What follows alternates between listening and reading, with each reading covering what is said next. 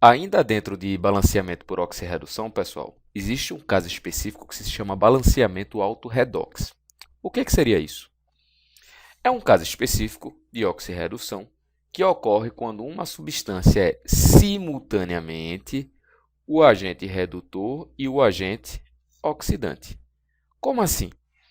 Essa substância ela vai ter o elemento que sofre oxidação e também vai ter o elemento que sofre redução, que em geral ficavam em substâncias separadas, tá bom?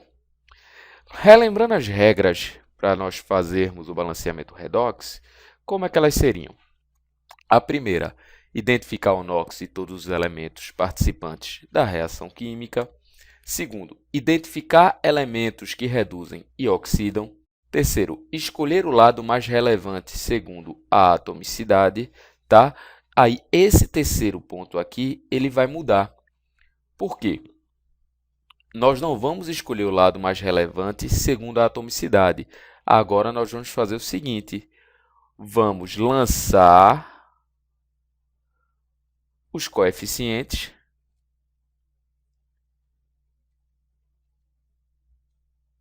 nos produtos. Toda vez que for um caso de auto-redox, tá? Os coeficientes eles serão lançados nos produtos e não mais segundo a atomicidade, certo? Quarto ponto, calcular o delta multiplicando a variação do NOx pela atomicidade do lado escolhido.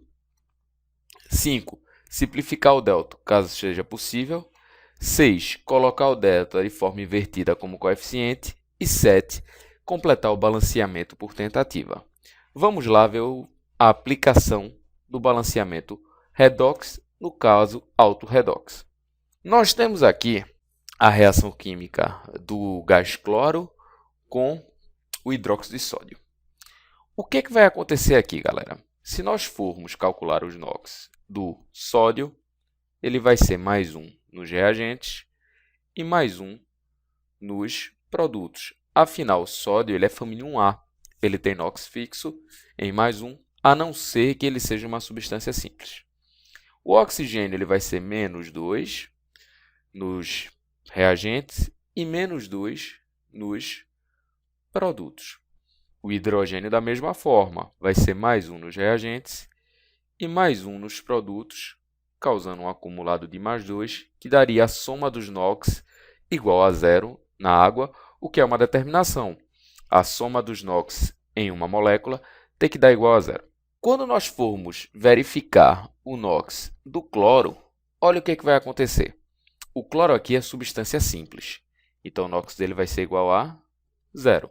Nesse caso aqui, ele vai ser menos 1 para que a soma dê 0 na molécula. E aqui ele vai precisar ser mais 1.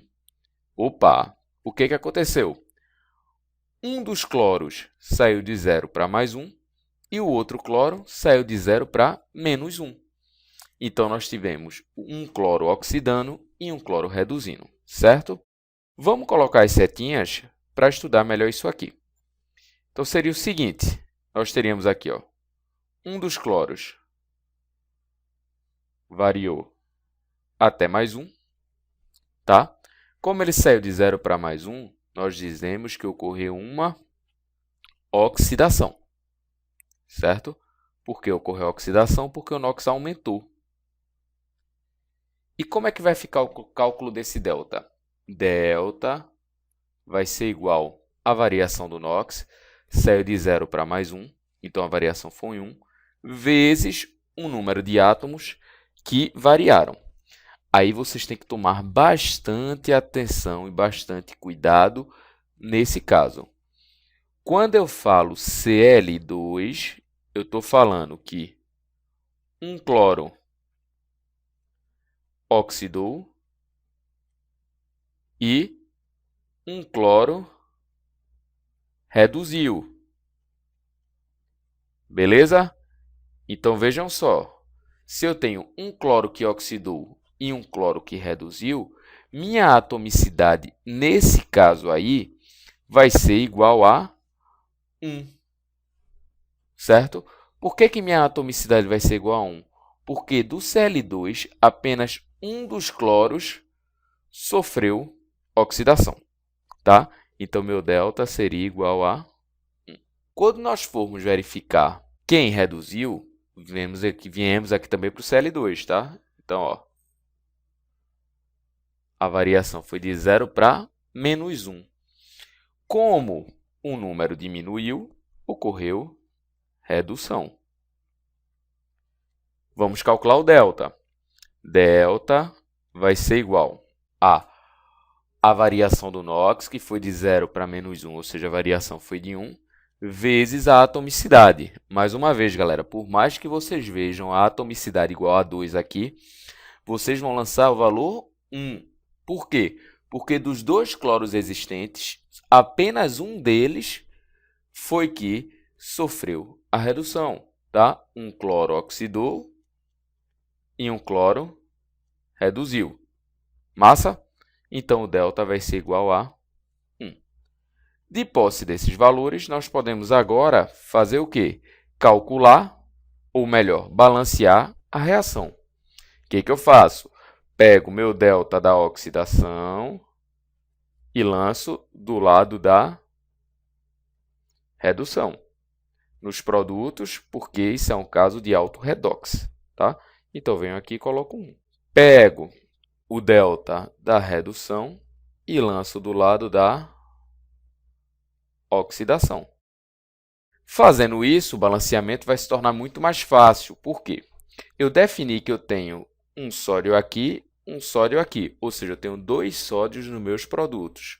Logo, os meus reagentes também precisam ter 2 sódios. Tá? Eu tenho um cloro aqui e um cloro aqui, ou seja, eu tenho 2 cloros.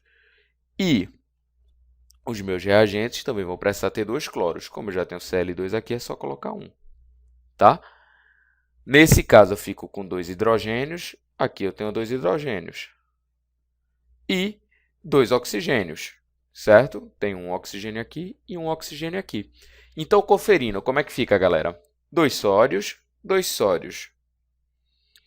2 oxigênios, 2 oxigênios. 2 hidrogênios, 2 hidrogênios. 2 cloros, 2 cloros. E eu tenho meu balanceamento concretizado. Beleza? Então, explicamos o caso de balanceamento auto-redox.